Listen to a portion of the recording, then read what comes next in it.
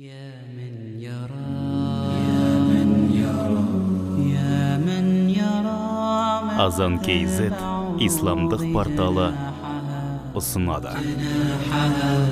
في ظلمة الليل البهيج. أعوذ بالله من الشيطان الرجيم. بسم الله الرحمن الرحيم. الحمد لله رب العالمين، والصلاة والسلام على نبينا محمد وعلى آله وأصحابه أجمعين. رب اشرح لي صدري ويسر لي أمري واحلل عقدة من لساني يفقه قولي. اللهم علمنا ما ينفعنا وانفعنا بما علمتنا وزدنا علما وعملا وتقا وإخلاصا يا رب العالمين. أما بعد، السلام عليكم ورحمة الله وبركاته. Иншаллах, Алла Субханала Тағаланың қалауымен нәпсіні тәрбиелеуге арналған дәрістерімізді ары қарай жалғастырамыз. Біз өткен дәрістерімізде атақ құмарлық дерті және атақ құмарлық дертінің себебімен туындайтын риякершілік ауруына тоқталған болатынбыз. Адамды түрлі істерге алып баратын, соңында өкінішке барып бас соғатын тағы бір дерт бар, және осы дерттен көре алмау, жек көру ауруы дерті туындайды.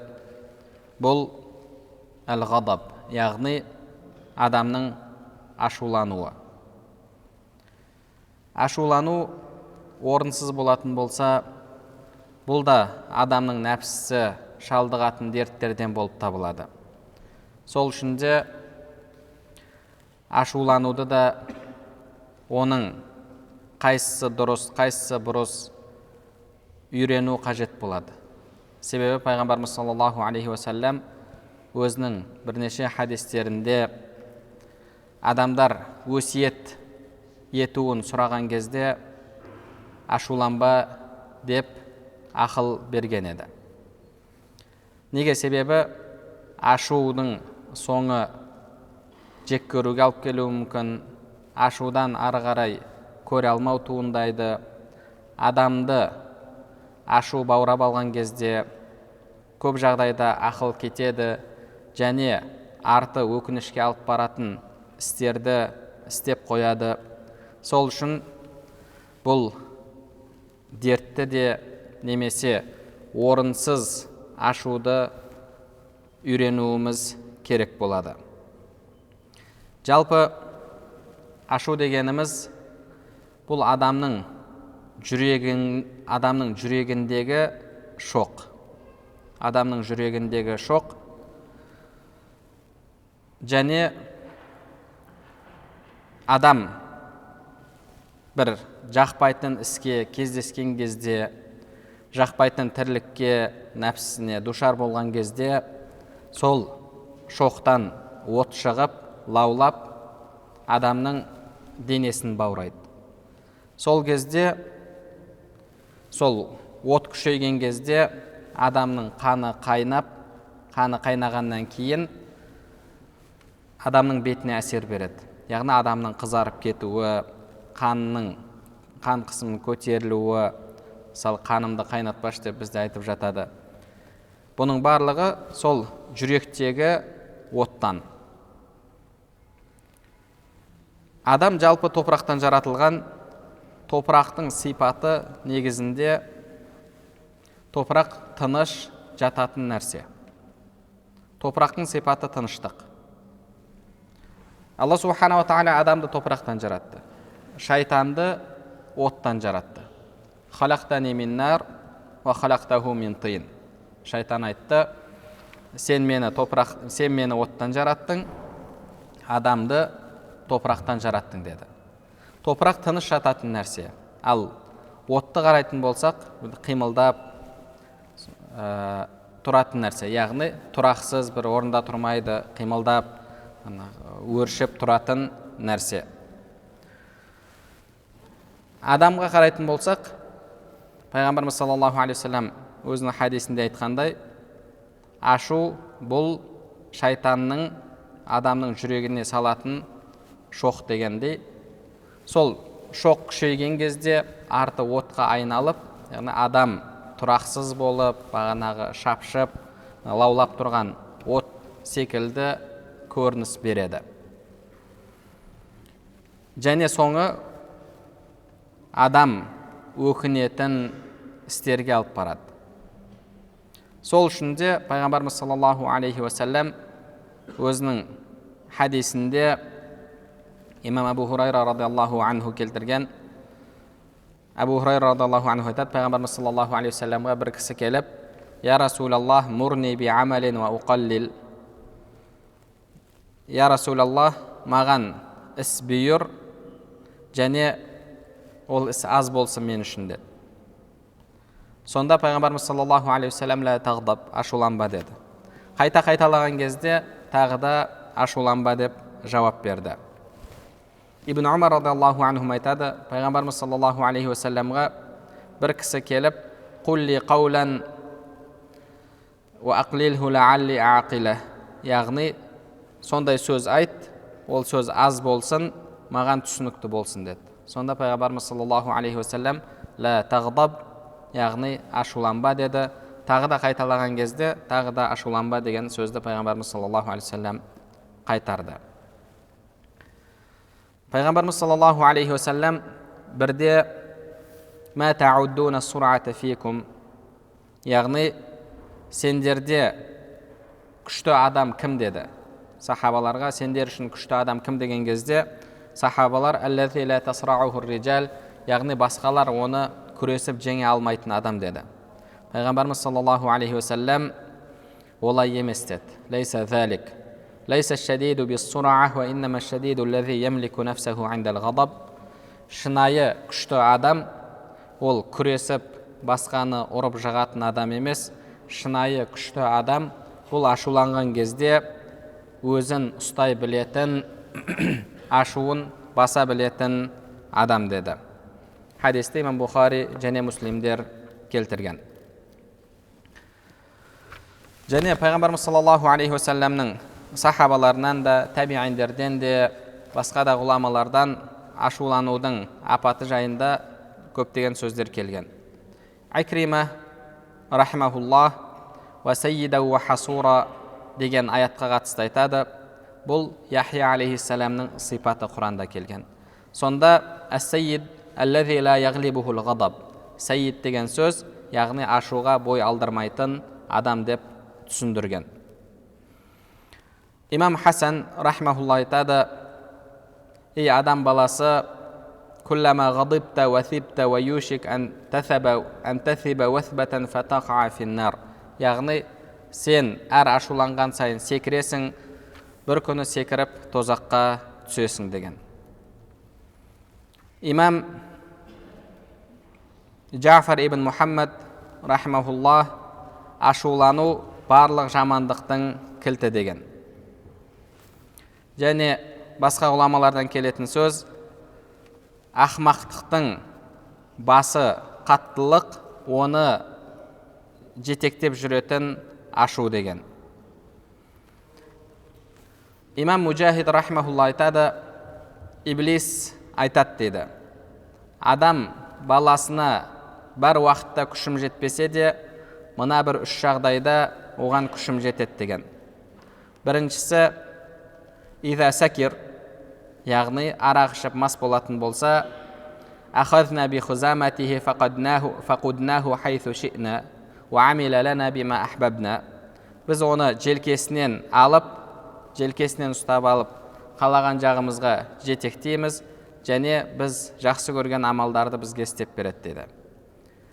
Одан кейін وَإِذَا غَضِبَ قَالَ بِمَا لَا يَعْلَمُ وَعَمِلَ بِمَا يَنْدَمُ. Ашуланса білмейтін нәрсесін айтады, және өкінетін ісін істейді дейді.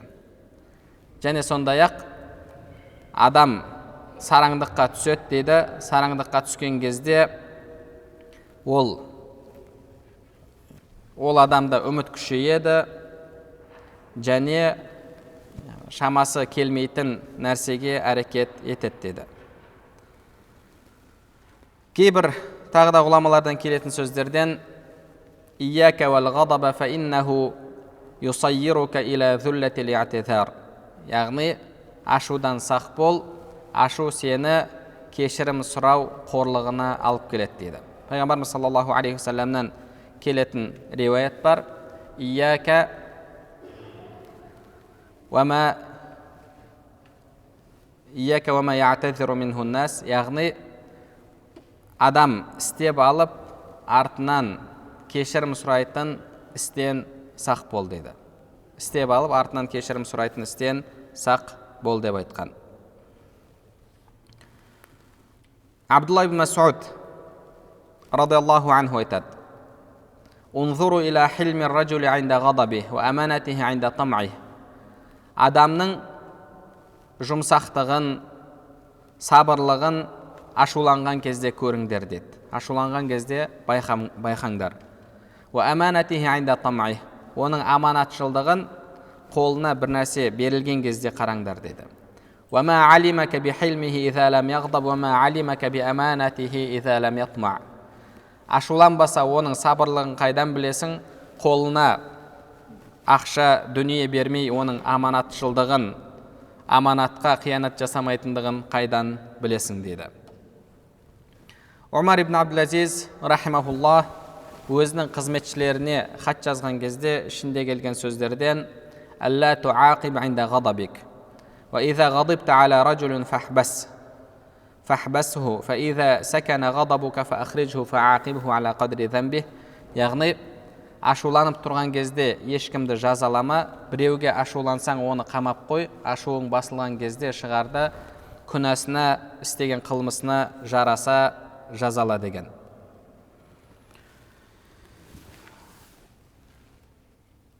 Имам Әл-Хасан рахимахуллахтан келетін сөз: «Мин аламатил муслим», яғни мұсылман адамның белгілерінен қуатун фи дин ва хазмун фи лин, яғни діннің шеңберінде болған күштілік деді.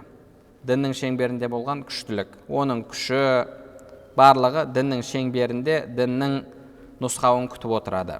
Ва хазмин фи лин, және жұмсақтықпен бірге сондай шешімділіктің болуы дейді. Ва иманун фи яқин, яғни яқинмен болған сенім дейді. Ва иъта фи хақ, ва қасдин фи ғина, ва тажаммул фи фақа. Лайықты жерде беру, байыған кезде тасымау, және кедей болған кезде сабыр ету. Ва ихсанун фи қудра, шаман келіп тұрған кезде біреуден ақыңды алуға шаман келіп тұрған кезде жақсылық жасау дейді. Ва сабрун фи шидда, ашуланған кезде сабырлық ету дейді. Және тағы да сипатын келтіреді: фаянсурул мазлум ва ярхамуд даиф ва ла ябхал ва ла юбаззир ва ла юсриф ва ла яқтур.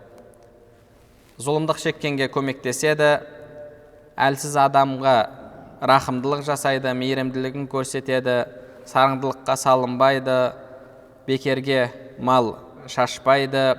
Яғфир иза зулим ва яфу анил жахил.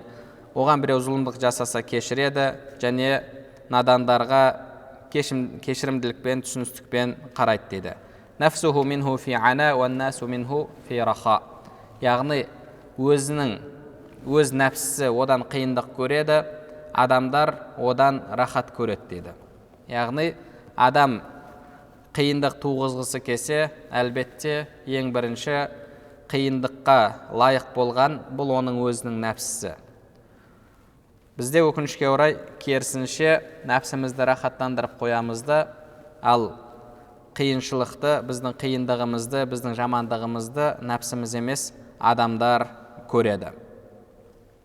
Абдулла ибн Мубарак радиаллаху анхуге бір кісі: «Әджмил лана хуснал хулуқ фи калима», яғни көркем мінезді бір сөзге жинап берші деген кезде, ол кісі утрукил ғадаб деген, яғни ашуды таста деген. Ашу, қазір біз айтып кеткендей, шайтанның адамның жүрегіне салатын шоқ. Сол шоқ, яғни ашу, адам өзіне жақпайтын нәрсеге кезіккен кезде ары қарай күшейеді де оған бір жапырақ немесе қағаз тастағандай ол ары қарай отқа айналады, және от лаулаған кезде ол қызып адамның денесіне әсерін береді, адам қызарып сол кезде тұтығып кетеді. Егер адам ашуланған кезде ашуландырған адам ақысын алуға шамасы келетін адам болса, онда адамның түрі қызарады, ғұламаларымыз айтқандай. Ал егер ашуландырған адам өзінен дәрежесі жоғары адам болатын болса, жүрегінде ол одан кек ала алмайтынын біледі, ол кезде адамның жүзі сарғайып, ол қайғыға айналады дейді. Яғни біреуден ақыңды аласың, кегіңді аласың, ашуландырған адамды ұра аласың, оған қайтара аласың. Ол кезде ашу ары қарай күшейеді, адам қызарып, тұтығып, ұрады, басқа қылады. Ал бірақ ашуландырып жатқан адамы бастығы болатын болса, шамасы келмейтін адам болатын болса, ол қайғыға айналады. Адам ол кезде сарғайып кетеді, және соның себебімен жүректе жек көру пайда болады.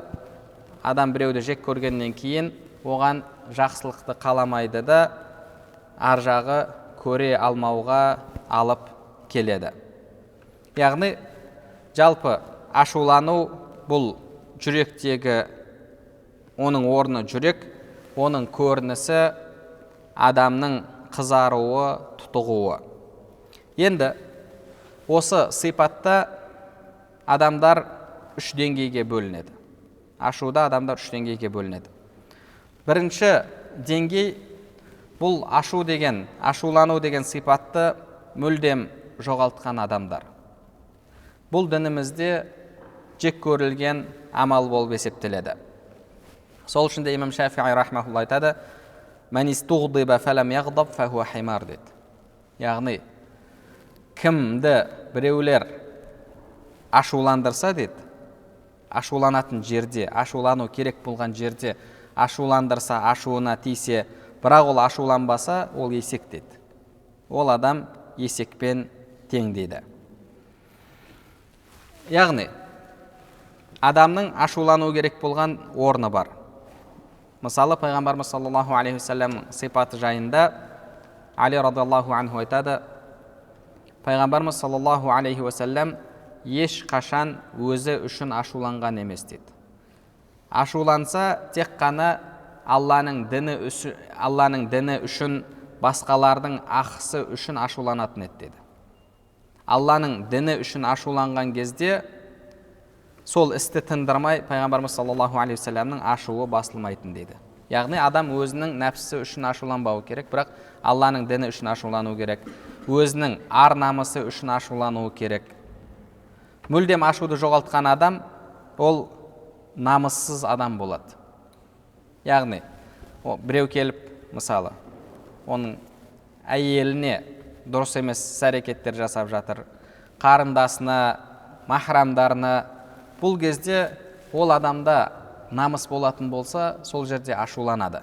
Имам Шафиғи рахмаһуллаһ сондай жерде ашуланбаған адам жайында айтып жатыр, ол есек дейді. Ол адам есекке тең дейді. Құранда Алла субханаху тағала пайғамбарымыз саллаллаху алейхи уассаламның сахабаларын сипаттаған кезде жалпы мұсылмандардың сипаты ашиддау алал куффар рухамау байнахум, яғни олар Алланың дұшпандарына қатты дейді. Құранда ва агhlid алейхим, яғни вағлид алейхим, оларға қатты бол деп келеді. Әлбетте қатты болу бұл ашумен бірге болатын дүние. Яғни мүлдем ашусыз, ашулану деген сипатты жоғалту бұл дінімізде жек көрілген амал болып есептеледі. Бұндай кезде, яғни мүлдем ашулану жоғалған кезде Алла субханаху тағаланың діні аяқ асты етіледі, және ғұламалардан келген сөз, қай елдің еркектерінен орнымен ашулану кететін болса, намыс кететін болса, яғни бұл көп жағдайда адамның өзіне, махрамдарына қатысты келген кезде адамның намысына байланысты. Қай елдің еркектерінен намыс кететін болса, ол елдің әйелдерінен ар ұят кетеді деген. Ол елдің әйелдерінен ар ұят кетеді. Егер еркегі ашуланатын жерде ашуланып, өзінің махрамы үшін, өзінің туысқандарының ар намысы үшін ашуланатын болса, ол елдің әйелдерінің ар ұяты мықты болады. Енді бұл мүлдем ашулануды жоғалту. Екінші жағы бар, орынсыз ашулану. Орынсыз ашулану бұл да дінімізде жек көрілген және қайтарылған істерден болып есептеледі. Орынсыз ашулану, яғни ол адам ашуланған кезде мүлдем ақылдың шеңберінен де, діннің шеңберінен де шығып кетеді. Ол адам өзін жоғалтып қояды, өзі басқара алмайтын адамға ұқсап қалады. Бұған себеп болатын нәрсе, ғұламаларымыз айтады, бірі адамның табиғатына байланысты, екіншісі араласатын адамдарына, тәрбиесіне байланысты дейді. Кейбір адамдар өзі табиғатында қызба келеді. Кейбір адамдардың, имам Абу Хамид ал-Ғазали айтады, түріне қарасаң, түрінің өзі, ашуланбай тұрған кезінің өзіндегі түрі, ашуланып тұрған адамның түрі дейді. Және қаны тез қызып кетеді, табиғаты сондай адам дейді. Бұл бірінші сипат, бірінші себеп. Екінші себеп, оның тәрбиесіне байланысты болуы мүмкін дейді. Кейбір адамдар сондай жаман ортада өседі, олар үшін өзінің басынан сөз асырмау, бір сөзге 10 сөзбен жауап беру, сөзге жұдырықпен жауап беру керемет іс болып есептеледі. Яғни көшенің түсінігі, оған бір сөз айтып қалса, мысалы жандағылардан сол нәрсені естіп өскен, маған анау пәленші былай деді, ол қалай маған осындай әңгіме айтады, ол мен оны бардым да үйтіп тастадым, бүйтіп тастадым, сындырып тастадым, қададым, үйттім деген секілді осындай сөздерді естіп, жандағылар, о, машалла, керемет, о, сөйту керек, оларды үйту керек деген жандағылар да соны қолдап, қолпаштап, ол соны көріп өскенді. Содан кейін ол үшін әр нәрсеге ашулану, бір сөз айтылатын болса, сол үшін үшінші әлем соғысын бастаж беру бір керемет іс болып қалған. Кейде бұған тәкаппарлықта себеп болады. Ол адамдардың барлығын өзінен төмен көреді. Өзінен төмен көргендіктен де егер біреу оған жақпайтын сөз айтатын болса, өзін жоғары көріп тұрғандықтан да барып сол жерде соғыс шығарады. Бір таныс жігіт айтып берген еді, қыз баласына қатысты айтып жатыр. Қыз баласына қатысты, енді бірақ жақсы жерде, сондай молшылықта, баршылықта өскен. Әлбетте ол жерде кейде тәкаппарлықта болады. Бір күні сол қызды көлік әкесі әперіп қойған, көлік айдап жүреді, келіп қысып кетіпті. Біреу келіп жанынан, енді ондай нәрсе әлбетте болады. Қысып кетсе, соны көтер алмағанда артынан барып тұрып, бүкіл немен барып тұрып, артынан машинасын соққан. Әлбетте артынан соққан адам өзі ол жерде кінәлі болып есептеледі, бірақ ол оған қарап тұрған жоқ. Қысып кеткені үшін соған ашуланып барып тұрыпты. Мысалы, қыз баласы қысып кеткен адамның артынан машинасымен кіріп кеткен. Әлбетте төлейді, басқа қылады, бірақ ол сонымен ақысын алып жатырды. Неге? Себебі ол өзін сондай бір керемет көреді, өзін жоғары көреді, қалай оны біреу келіп қысып кетеді, қалай оны біреу келіп басқа қылады деген секілді. Осындай тәрбие бар, сондай көзқарас бар, соның себебімен осындай іс-әрекеттерге барады. Және бұның, яғни орынсыз ашуланудың көріністерінен адамның аузынан түрлі жаман сөздердің шығуы, ақ ит кіріп көк иттің шығуы, орынсыз ашуланған адам сөйтеді. Аузына келген сөздерді айта бастайды, боқтайды, басқа қылады. Бір минут алдын басқаша адам болатын болса, ашуланған кезде ана адамды танымай қаласыз. Және орынсыз ашуланған адам сондай іс-әрекеттер жасайды. Жай уақытта ол сол үшін ұялады. Яғни адам былайша ұялатын істерге барады. Және сондай-ақ оның адамның денесіндегі әсері, көрінісі, ол мысалы ұра бастайды, жұдырығын бірден жұдырық жұмсайды, немесе тебеді, ұрады, шамасы келсе, шамасы келмесе біреуге. Онда мысалы кейде өзінің киімін жыртып, жерді ұрып, бір нәрсені теуіп, бұл орынсыз ашуланған адамның ісі. Және имам Мухаммед Ғазали рахимахулла айтады, орынсыз ашуланған адам қажет болса кейде сондай орынсыз тірліктерге барады, оны ат немесе есек немесе сиыр теуіп жіберсе, ашуланып, соны теуіп, ұрып, одан ақысын алғысы келеді деді. Мал ғой. Ұрысаң да, тепсең де, ол жерде кешір, бұрылып қарап кешір, аяғым тиіп кетті дейді ме? Малдығын жасап жатыр. Енді барып малдан ақысын алу, немесе мысалы кейбір адамдар машинасын жөндеп жатса, басқа қылып жатса, онша келмей жатса, машинасын теуіп, ұрып, сол темір, оған ешқандай бір нәрсе келмейді. Яғни бұны орынсыз ашулану дейді.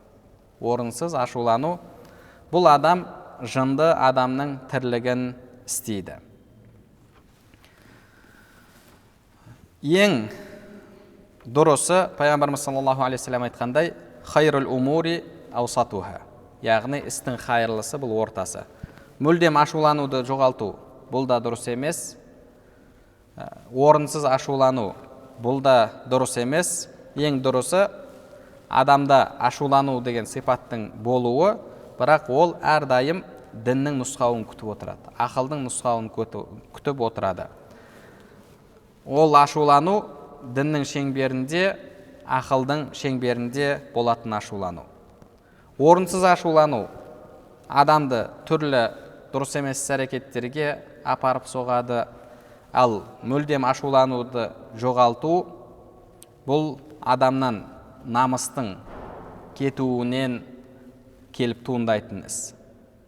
Намыстың кетуінен, намыстың жоғалуынан келіп туындайтын іс. Ал адамда ар намыс болуы керек. Малым жанымның, жаным арымның садағасы деп біздің бабаларымыз айтқан. Пайғамбарымыз саллаллаху алейхи уассалам Саад радиаллаху анхудың ашуланған естіген кезде, яғни әлбетте ол орнымен ашуланды. Сонда пайғамбарымыз саллаллаху алейхи уассалам айтты: "Инна Саадан ла гайюр, ва ана агйару мин Саад, ва инна Аллаха агйару минни." Яғни бұл жерде ғира деген нәрсе адамның өзінің махрамдарын бөтен еркектерден қызғануы. Махрам өзінің туысқан әйелдерді басқа бөтен еркектерден қызғану. Саад сондай, яғни намысы күшті, ғайур екен деді. Мен одан да күштірек, мендегі бұл сипат бұдан да күштірек, Саадтегі сипаттан да күштірек. Ва инна Аллаха агйару минни, Алла субхана ва тааладағы сипат одан да күштірек деді.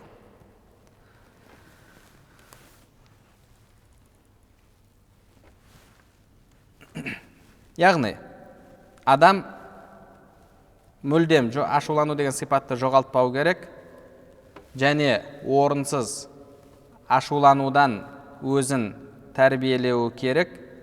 Дұрысы, ашулану діннің, ақылдың шеңберінде болуы керек. Адам соған қарай әрекет жасауы керек. Имам Абу Хамид Ғазали рахмахулла айтқандай, қолынан келгенше әрекетін жасауы керек. Толық, тура солай бола алмаса да әрекетін жасауы керек. Себебі жамандықты түгелдей тастай алмаймын деп, оны толық істей беру дұрыс емес деді. Бір жамандықты адам толық тастай алмаймын деп, оны түгелдей істей беру бұл дұрыс емес деді. Және ол кісі айтады, бір жамандық екінші бір жамандықтан жеңілдеу болады, бір жақсылық екінші бір жақсылықтан жоғары болады деді. Адам осыған әрекет жасауы керек. Ал енді ашулануды мүлдем жоғалту мүмкін бе, мүмкін емес пе? Ашулану деген сипатты мүлдем жоғалту мүмкін бе, мүмкін емес пе? Имамдарымыз айтады, ашулану адамның бір нәрсені жақсы көруіне байланысты дейді. Адамның бір нәрсені жақсы көруіне байланысты дейді.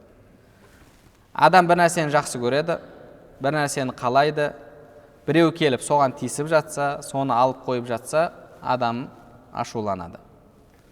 Яғни жақсы көру ашулануға тікелей байланысты. Адамның жақсы көретін нәрселері екі түрлі болады. Біріншісі, адамның өмір сүруіне тікелей қажетті болған дүниелер. Жүрек жалғар тағамы, суы, негізгі адамды суықтан, ыстықтан қорғайтын баспанасы, бұл дарурият, яғни негізгі қажеттіліктер болып есептеледі. Адам негізгі қажеттіліктерге өте мұқтаж, және сол үшін бұл нәрселерде ашуды жоғалту мүмкін емес. Сіздің мысалы жүрек жалғайтын тағамыңыз бар. Біреу келіп соны алып қойып жатса, адам ашуланады. Екінші нәрселер бар, негізгі қажеттіліктерге кірмейді. Негізгі қажеттіліктерге кірмейді, артық. Мысалы, адамның екінші баспанасы, үшінші машинасы, төртінші ат қорасы, негізгі қажеттіліктерінен тыс болған, негізгі қажеттіліктерін жабатын ақшадан артық ақшасы. Бұл нәрселерде адам ашуланудан арылуға мүмкіндігі бар.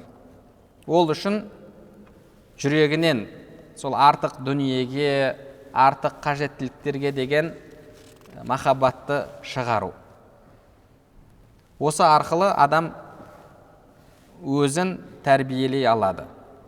Қашан адам дүниеге толығымен махаббат қояды, ол адам, мысалы, 20 миллион доллары болатын болса, 20 миллион долларының 1 миллион долларын біреу алып қойып жатса, ол соған ашуланады. Ұрлап кететін болса, мысалы, соған ашуланып, неге? Себебі ол дүниеге махаббат қойған. Ал егер адамда сол дүниеге махаббат болмайтын болса, онда ода ашулану болмас еді. Негізі қажеттілік емес. Яғни ол өзінің өмірінде сол 20 миллион долларының қанша? Күнделікті қажеттіліктері бар, қыдыруы бар, тамағы бар, басқасы бар. Яғни қазіргі тілмен айтқанда бүкіл өзінің тәннің рахатын барлығын жасап өмір сүргенде оған 5 миллион доллары жеткілікті. Ал бірақ бүкіл дүниеге адам қатты махаббат қойған кезде ол әрбір тиын үшін қиналады, әрбір тиын үшін ол адам ашуланатын болады. Бірінші жағдайда